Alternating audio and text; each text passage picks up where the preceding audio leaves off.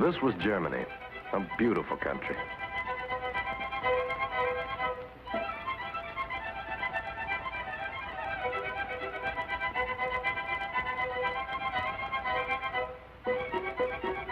A historic country.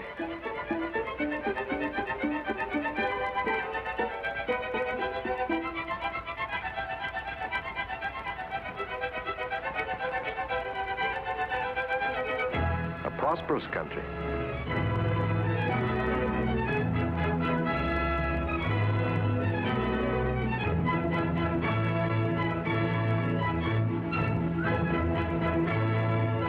A modern country.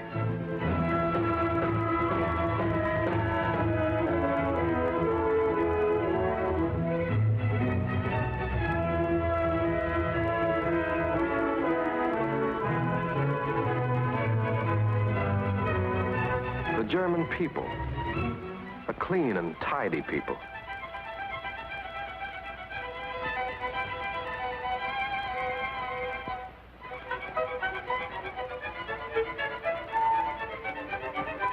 An educated people.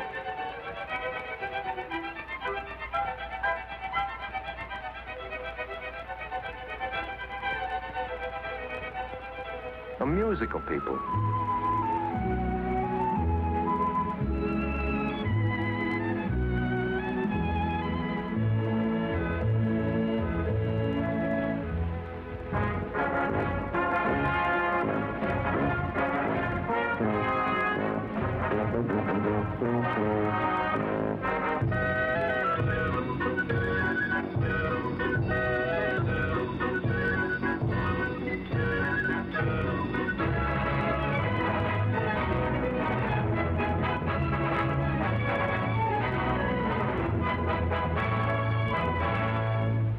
An industrious people.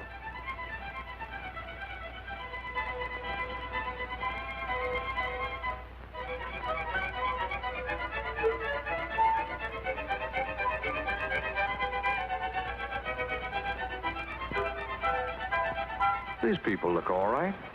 The mailman, the farmer, the cop. They all look pretty much like the folks back home. Holding down jobs, raising families, enjoying life. They certainly look like the kind of people we can understand. Or can we? A quiet, decent people who prepared 20 years to bring war into the world? A religious people who burn churches, imprison ministers, persecute the faithful? A kindly people who accept blood purges, pogroms, concentration camps? A gentle people who torture, starve, exterminate? These were men. They died in German concentration camps.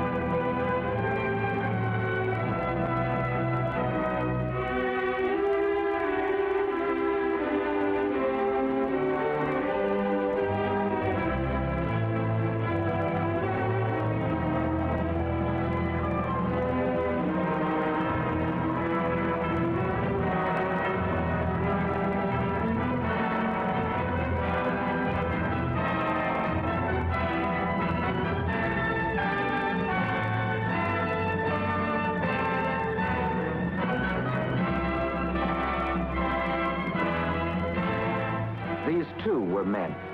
They did not quite die.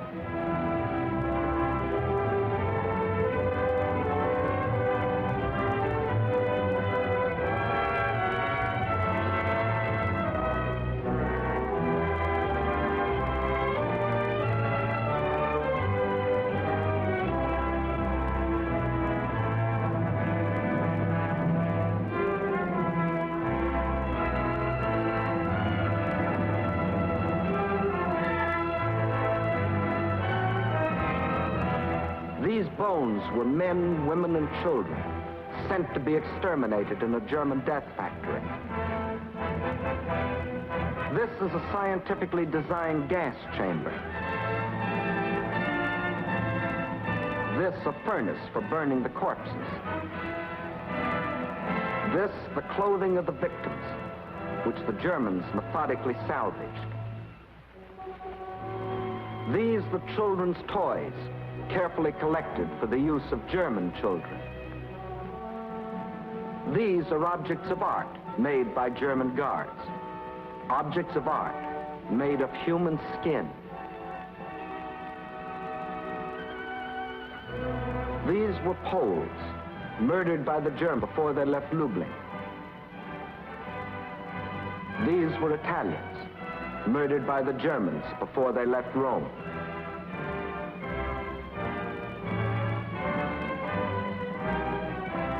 These were Belgians, murdered by the Germans before they left Vendée. These were Americans, defenseless prisoners of war, murdered by the Germans near Malmedy. These are some of the reasons why the German farmer and the German mailman and the German cop can't be quite like the people back home. That's why we've got to look a little deeper into the German character. The character of a people who plunged the world into 2 wars in 1 generation, and each time claimed that they were victims of attack. That's the puzzle we've got to solve if we're to save our children from a 3rd war. The puzzle of that clean, industrious people, fond of kids, fond of music, fond of tyranny, fond of aggression, fond of gas chambers. What gave the Germans that character? What makes them think, act, feel this way? Hitler would have answered, German blood. We don't take so hopeless a view. Too many of our friends and neighbors have had German blood. That same blood that we have seen in great Americans.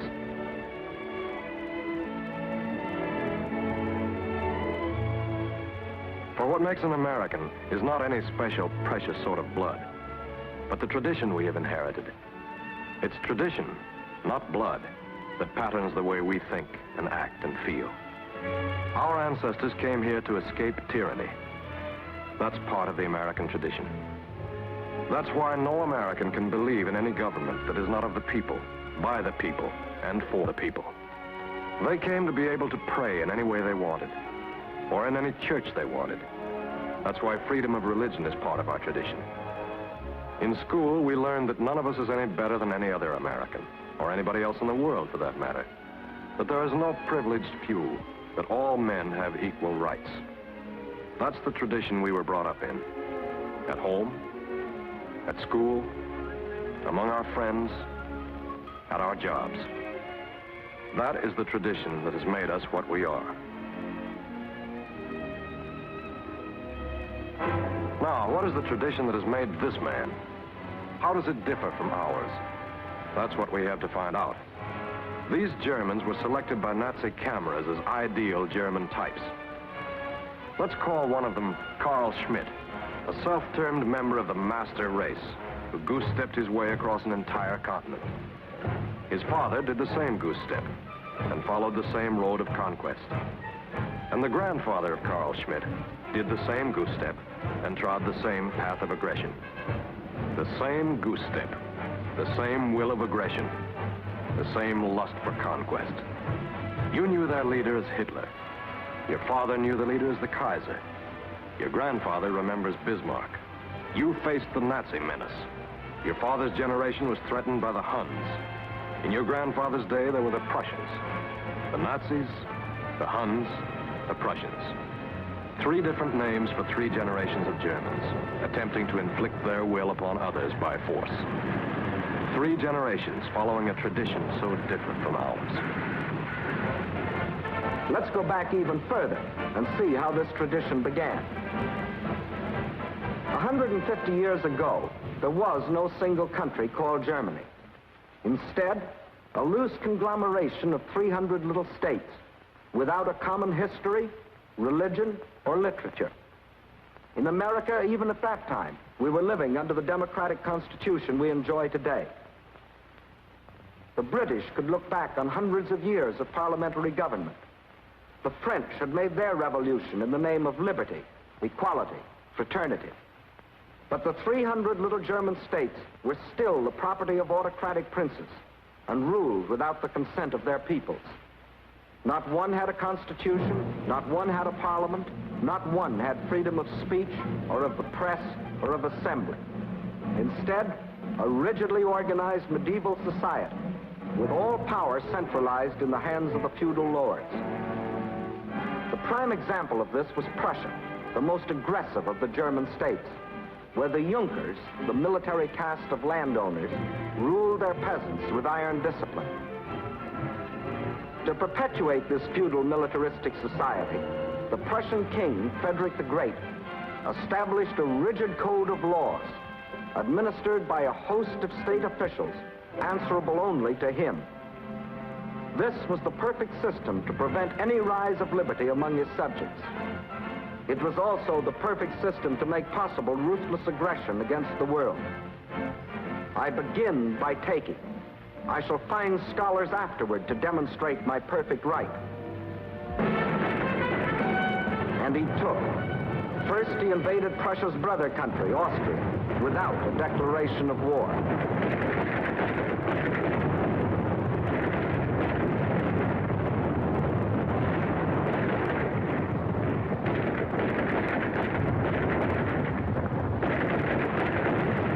Result, victory.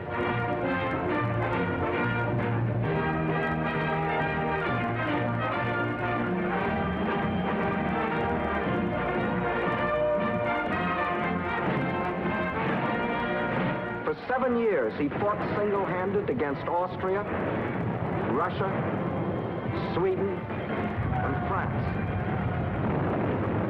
thus creating throughout the other German states the myth that Prussian arms were invincible.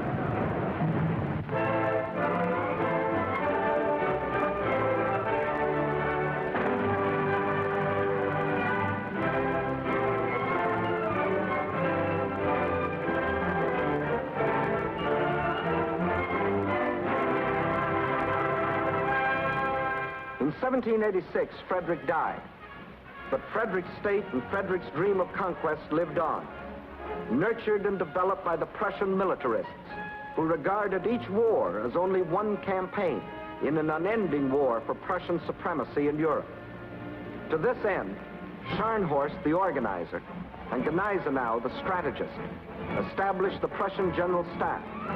Von Clausewitz, the theorist, set down their gospel in his famous book, Vom Kriege, on war. Just as Prussia has been fated to be the core of Germany, so Germany will be the core of the future German Empire of the West. Clausewitz's book became the Bible of the Prussian militarists. Conquered people shall be left with nothing but their eyes to weep with.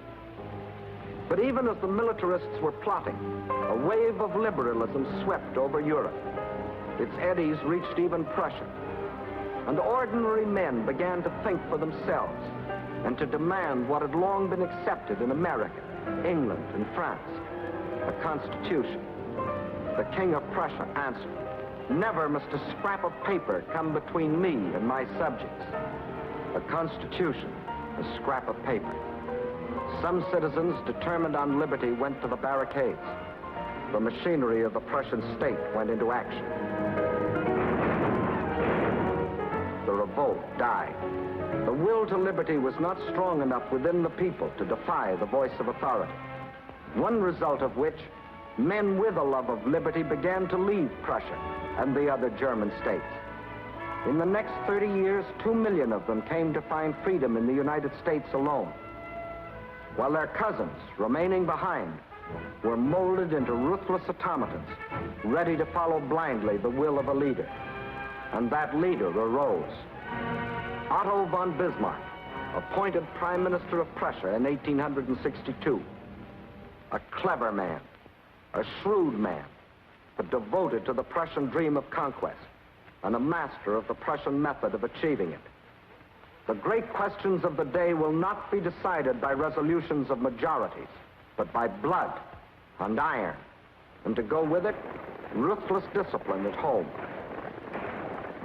As soon as anybody can show me that it is sound policy, I shall be equally satisfied to see our troops fire at the French, the Russians, the English, or the Austrians. 2 years after Bismarck became Prime Minister, he provoked a war against Denmark.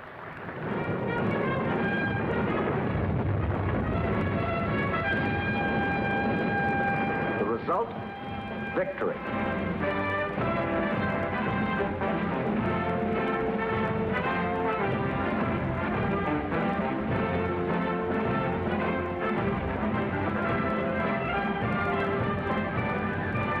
Two years later, against Austria.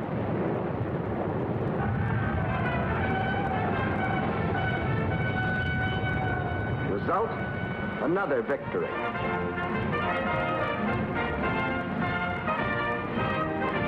4 years later, the great test against France.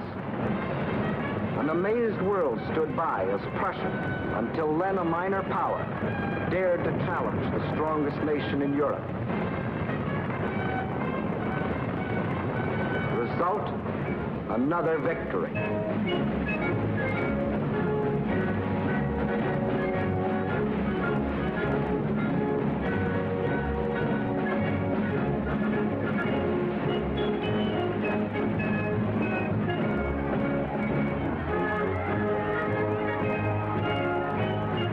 This was the moment of triumph that changed the history of the world.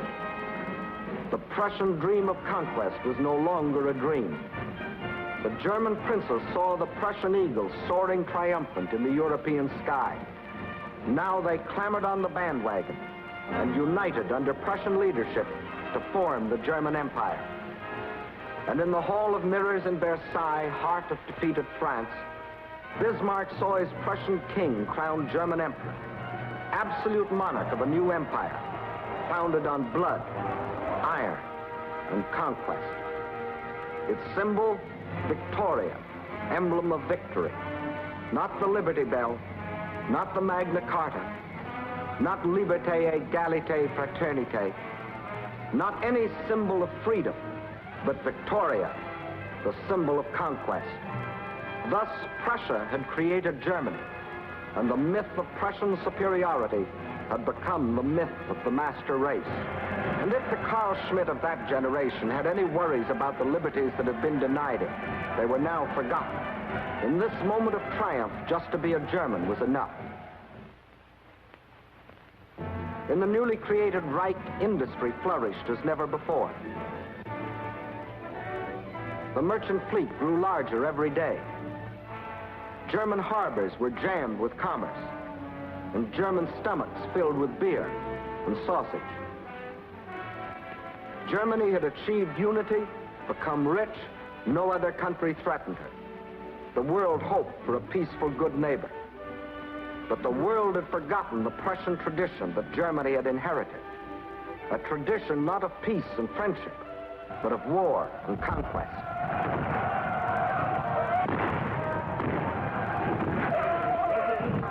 Deutschland, Deutschland, über alles, über alles.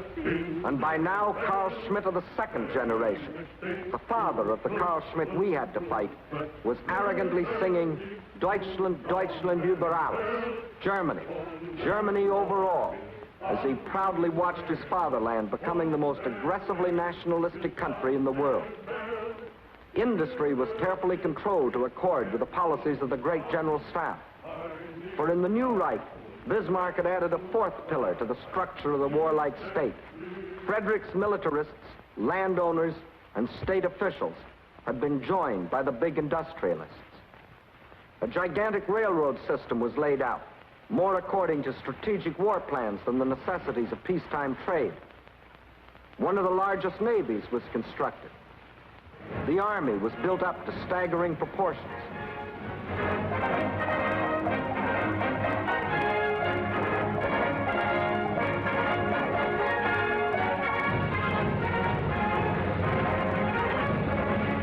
And the German officer was the idol of the nation, the personification of German ambition. In German colleges, the sport of German youth was not football, but the deadly duel. The scar was the badge of honor. The more scars, the handsomer. Did they not prove the man's prowess in arms? And contentedly watching all stood the great General Staff, still directed by the Prussian Junkers, secure in the knowledge that their power and authority was indisputable.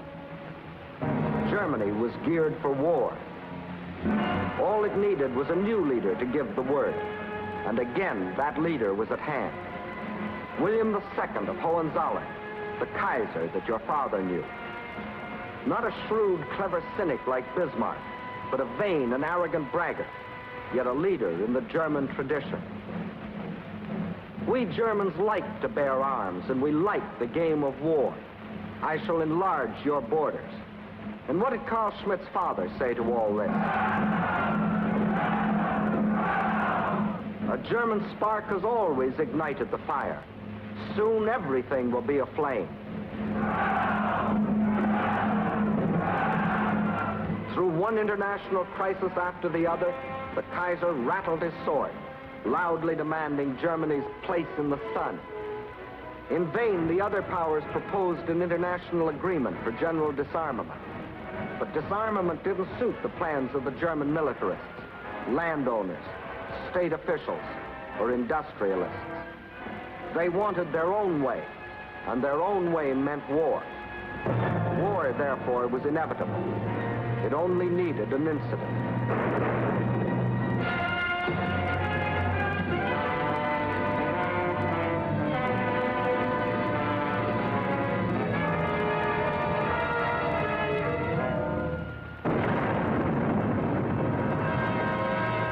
How did this second generation Carl Schmitt react to the prospect of a world war? Berlin took on the air of a carnival.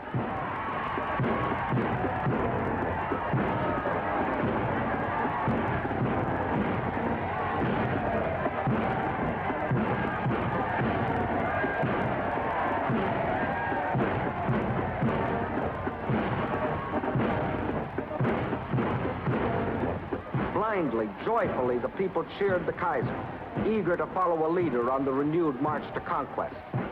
Thus, in August of 1914, Carl Schmitt of the second generation, indoctrinated with 150 years of Prussian tradition, marched off to set the world aflame.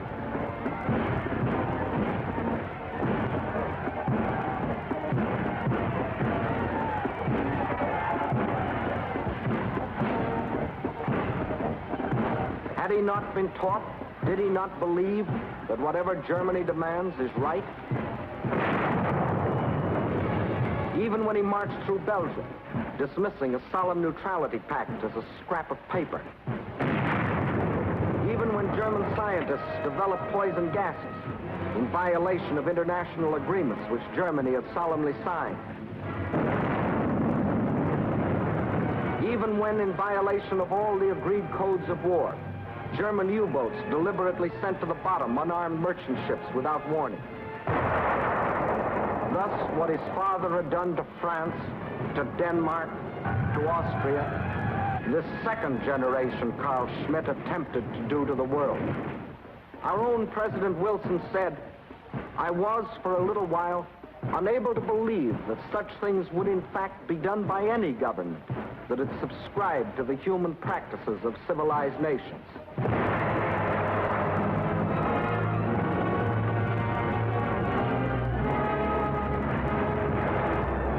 But only when we realized that we were directly threatened, only when every protest had been ignored, and Germany had carried the war right into our home waters, did we feel compelled to fight.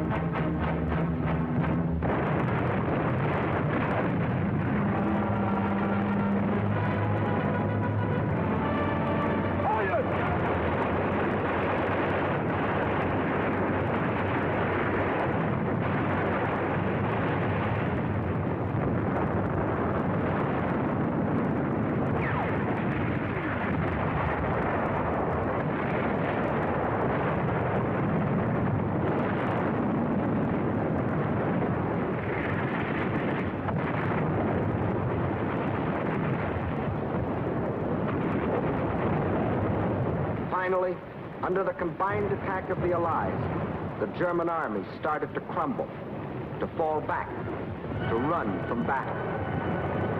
Germany was at the mercy of the Allies.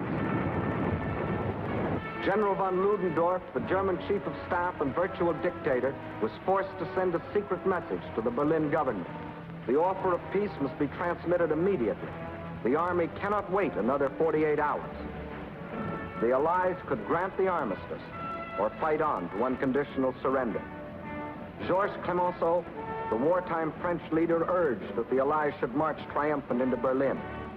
Our own General Pershing said, "Complete victory can only be obtained by continuing the war until we force unconditional surrender." But the world would not listen. So golden was the thought of peace that the armistice was granted. We celebrated. Not only because the war was over, but because it seemed that we had put an end to German militarism forever. Hadn't the German army been beaten? Hadn't the German plan for conquest failed? Hadn't the Kaiser had to run away to Holland? And his war leader, Ludendorff, to seek refuge in Sweden? And wasn't Germany now a republic, apparently like our own, based on liberty and equality? Didn't that prove that Carl Schmitt had rid himself of the old German tradition? That's what your father thought as he celebrated in 1918. But let's see what had really happened. When defeat was imminent, the men who had caused the war stepped conveniently into the background, leaving the weak opposition parties to take over. That was how, overnight, Germany became a republic. It had elected representatives, all the appearances of democracy. But beneath the surface, the old German system went on as before. The state officials of the Kaiser's empire were the state officials of the new republic. The industrialists of the empire ran the industry of the republic. Even the same teachers presided over the same classrooms, preaching the same gospel of nationalism and German racial superiority. And above all, the general staff of the empire continued to function, even though secretly. The old Germany still lived, and Carl Schmitt, too, had never really changed. In the first place, he never believed that his armies had been defeated. During the 4 years of the war, he had been told only of an unending string of victories. News of defeat had been kept from him. And when the fighting ceased, wasn't his glorious army still on foreign soil? Germany itself still uninvaded? And because Germany was granted an armistice instead of being forced to unconditional surrender, Carl Schmitt never saw Allied soldiers marching through his capital. Instead, the German army home again after the armistice, bands playing, colors flying. Like the army of Frederick the Great, like Bismarck's army.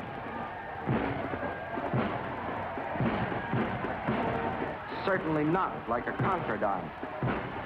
Why then had Germany signed an armistice, Carl Schmitt asked himself.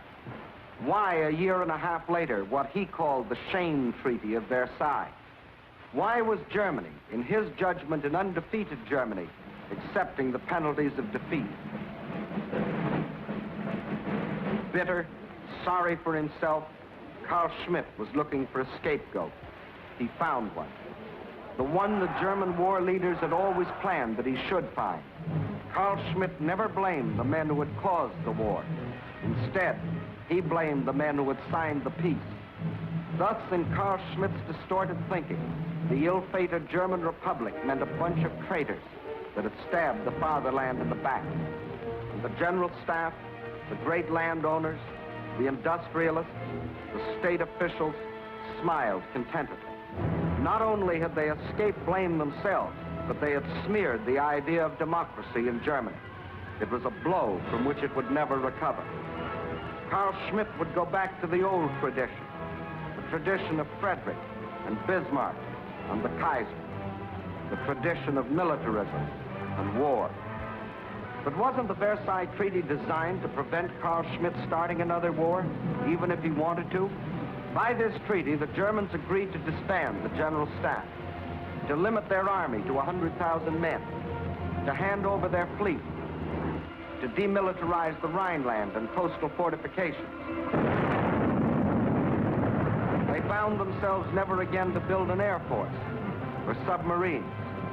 And to enforce the treaty, Allied troops were to occupy the west bank of the Rhine, the Cologne sector for 5 years, the Koblenz sector for 10, the Mainz sector for 15. Further, there was the League of Nations, designed to prevent Germany or any other country from starting a war of aggression. Yet, only 20 years later, the Carl Schmitts of our generation were on their way again for another try at smashing the world into submission.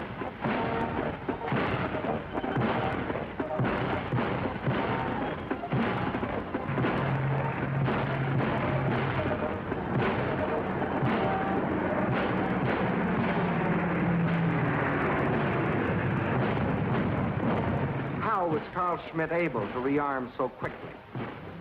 Like every other country after the last war, Germany faced hard times. But in Germany, careful manipulation made its results much worse for the millions of Carl Schmitts. Inflation made clever financiers rich and canceled the huge debts of the big landowners. It broke Carl Schmitt. Then came the Depression. That cost him his job. So hunger was added to his resentment and bitterness. This was the moment for which the unholy quartet had waited. Now the militarists, the landowners, the state officials, the industrialists emerged from their self-sought obscurity. Their plans were ready. Now they went to work. "What is the cause of your trouble?" shouted Schacht at the Reichsbank. "The Treaty of Versailles." "Who signed the treaty?" asked the reactionary newspapers. "The Democrats." "And why are you starving?" said Krupp, the munitions king. "To pay for reparations." "Who started the war?" said the Crown Prince. "The French." "Who lost the war?" asked Hindenburg. "The Democrats, the Communists, the traitors." And Carl Schmitt listened. He was hearing the story he wanted to hear. He was the victim of a vast conspiracy, he told himself. The world was against him. Once again, he was being taught to hate. Once again, he was thirsting for revenge. And revenge was possible because the world allowed him to tear up the Versailles Treaty, clause by clause. Instead of enforcing it, we Americans refused to sign it and withdrew our army of occupation after only 9 months. The British, even though Germany was consistently violating it, pulled out after 5 years. The French made one final attempt to enforce the treaty and marched into the Ruhr. But this made them so unpopular in a world drenched with heartbreaking German propaganda that they withdrew sullenly behind their Maginot Line. Now, let's see what would have happened had the treaty been enforced. Without a general staff, Germany could not have planned World War II. From a demilitarized Rhineland, she couldn't have attacked France or the Low Countries. Without an air force, she could not have blitzed Britain. With an army of 100,000, she could not have attacked the Soviet Union. Without submarines, she could not have threatened our own Atlantic lifeline. The Treaty of Versailles was not enforced. And as for the League of Nations, we refused to join it. And other countries paid it little more than lip service. So once again, the Germans began to march. Not in the open at first, but on disguised drill fields, masquerading as patriotic veteran organizations, or as the so-called Technical Auxiliary Corps, ostensibly formed to help in case of strife, or as Einwohnerwehr, vigilante groups claiming to protect the citizens against communism, or in school, simply under the name of calisthenics, but always under the supervision of army officers. The old German tradition was on its way back. But to the victorious Allies, the German leaders sang a different tune: peace, friendship, and a piteous cry for help. Germany's fate is the fate of the world. Germany's distress is the distress of the world. The prosperity of the individual nations is the prosperity of all. I hope one day to come over to America and visit your beautiful country myself. The German political and economical situation today is extremely difficult. This is the result not only of having lost the World War, but above all the outcome of the fact that Germany's former enemies are oppressing her above endurance. And when the German leaders whined they were too poor to pay reparations, we believed them. Result? Not only did they not pay 1 penny, but they received additional billions granted them in loan. It didn't occur to most of us that they would use this money to build up their industry for another war. We began to sympathize with Carl Schmitt. Why should he suffer because his father started a war? Maybe the Versailles Treaty wasn't fair. Maybe the French had been too tough. Or maybe it was the British.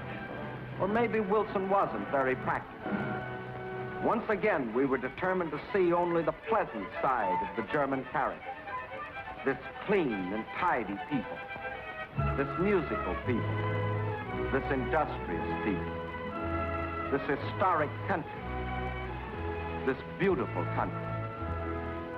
But behind this peaceful facade, the Germans prepared again for aggression.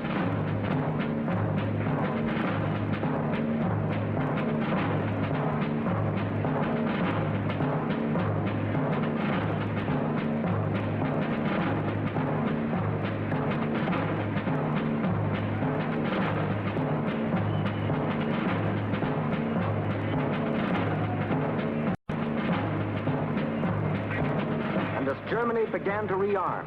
Its leaders planned the death blow for the German Republic.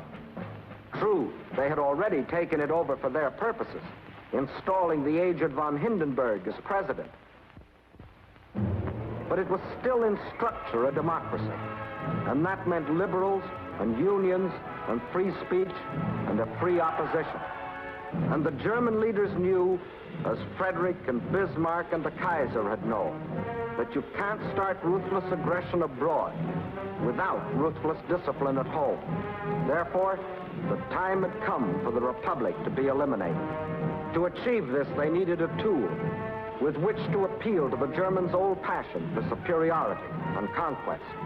Not a feudal monarch this time like Frederick, nor an aristocratic landowner like Bismarck, nor an emperor like the Kaiser, but an ex-corporal of the German army, with a fanatic gleam in his eye and the power to arouse a mob. Preaching the same old doctrine as his predecessors, the old doctrine that had never failed to arouse the German people.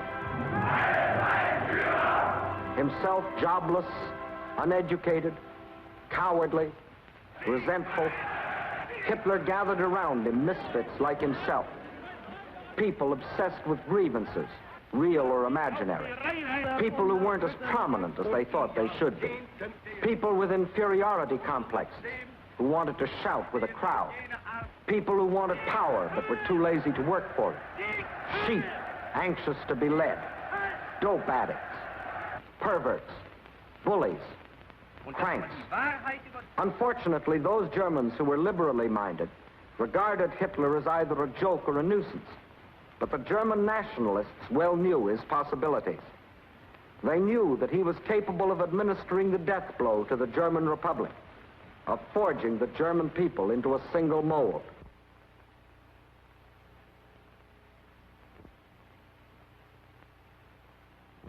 By the monarchists, who saw in him their chance to restore the Hohenzollerns to the throne, backed by big business, who saw in him their chance at economic domination of the world, backed by thousands of ordinary Germans, who saw in him their chance to strut as conquerors across the world. With the backing of all these groups, Hitler soared ahead, skillfully appealing to the German tradition, the old cry of the master race. The Nazis promised all things to all men. To the workers, they promised higher wages. To the employers, lower wages. To the tenants, they promised lower rents. To the landlords, higher rents. To the farmer, higher prices. To the consumer, lower prices. But most of all, they promised revenge on the world, that Germany would become its most powerful empire. Hitler knew his audience, and by 1933, the Nazis received more votes than any other political party. and von Hindenburg installed Hitler as its leader, as German Chancellor. This was the death blow the nationalists had planned. From that moment, the German Republic was dead. 4 weeks later, the Nazis set fire to the Reichstag and screamed that the crime had been committed by the communists. Using this as an excuse, Hitler declared a state of emergency and assumed dictatorial powers.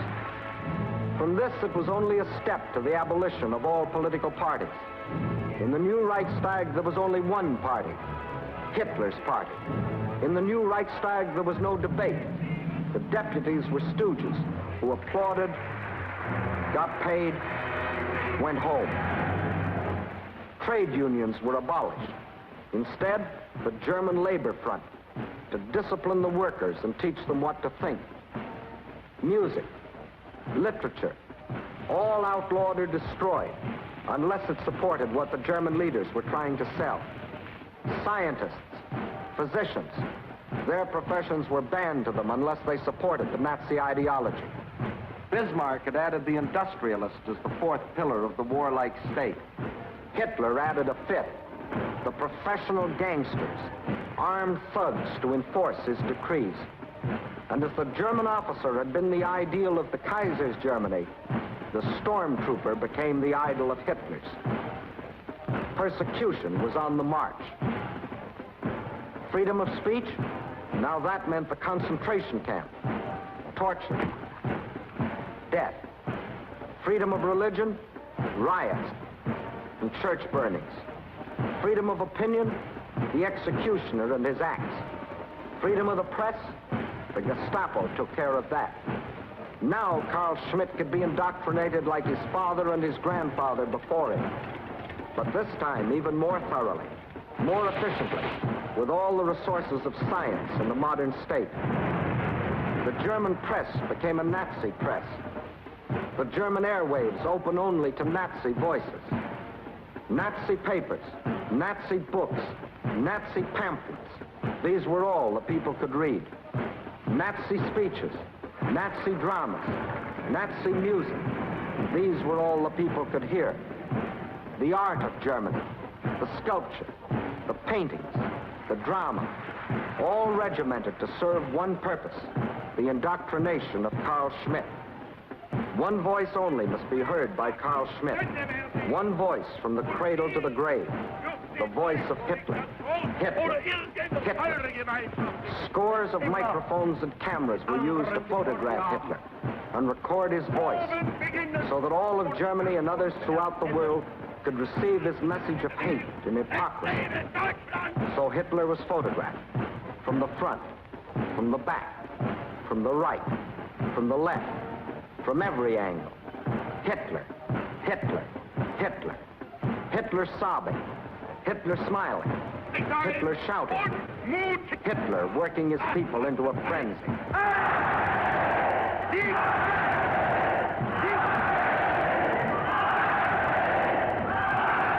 In my schools, a youth will grow up before which the world will shrink back.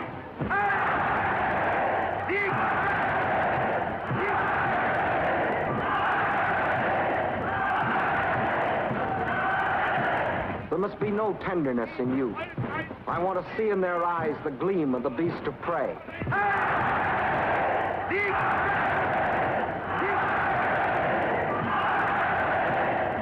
Brutality is respected. I shall spread terror.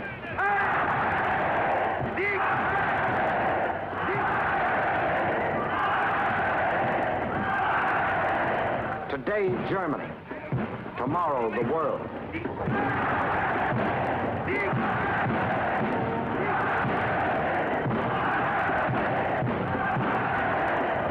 That's how Carl Schmitt got his soul. That's how the General Staff, the big industrialists, the state officials, the landowners, the gangster chieftains, put their plans into effect and prepared Carl Schmitt for his generation's attempt to smash the world into submission. That's how Carl Schmitt was trained for conquest, just as his father was trained by the leaders of his generation, and his father before him. Each generation accepting and adding to the German tradition. The tradition of ruthlessness, and medieval barbarism. The tradition of a master race. The tradition of German superiority. A false picture of the world inside German heads. These are some of the explanations for the murdered Poles in Lublin. The murdered Italians in Rome. The murdered Belgians at Bandé. The murdered Americans at Malmedy. And these are the reasons why, in our generation, nearly 30 million men have had to die. Because deep in the soul of Carl Schmitt has been planted the love of aggression and conquest. And unless that passion is uprooted, 10, 20, or 100 years hence, a new generation of Germans will find a new leader who will show them the way. How shall that be prevented? A sound beginning has been made. This time, things are being done differently. At the end of the last war, an armistice by negotiation. This time, unconditional surrender. Today, Carl Schmitt knows beyond the shadow of a doubt that he was defeated. At the end of the last war, German armies parading through Berlin. This time,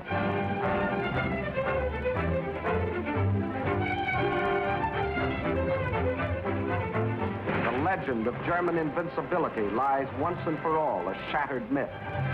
After the last war, the German General Staff continued to function.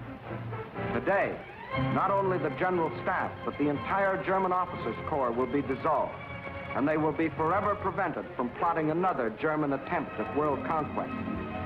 After the last war, German industry was unimpaired. Today, much of it lies in ruins, and such undamaged industrial plants as are permitted to operate will operate under Allied control. After the last war, the same state officials remained in office. Today, any Nazi is forever barred from having authority. After the last war, the Kaiser found refuge in Holland, and anyone else who thought they were in any danger ran away. Today, proven war criminals must answer for their crimes. After the last war, German education was untouched. Today, all Nazi doctrine has been destroyed. New textbooks prepared for German youth under our direction, not the German. After the last war, this small area of Germany was occupied. Today, every square inch is under the authority of Allied troops. At the end of the last war, this was the government of Germany. Today, this is the government. We have come to Germany not as liberators, but as conquerors. And this time we shall remain for 10 years, for 20, if necessary, forever. Carl Schmitt himself will determine how long. For we shall not leave until Carl Schmitt has come to realize that he himself is responsible for not only the past, but the future. We have rid him of Hitler and the General Staff and Nazism and militarism. But we have not rid him of Frederick and Bismarck and the Kaiser, of his history and his tradition. That he must do for himself. Until he does, he is still a potential enemy of civilization. Only when he does can he take his place in the society of man. Then and then only will the German farmer, the German mailman, the German cop be like the folks back home. Then and then only can beautiful Germany, industrious Germany, cultured Germany join the peaceful nations of the world.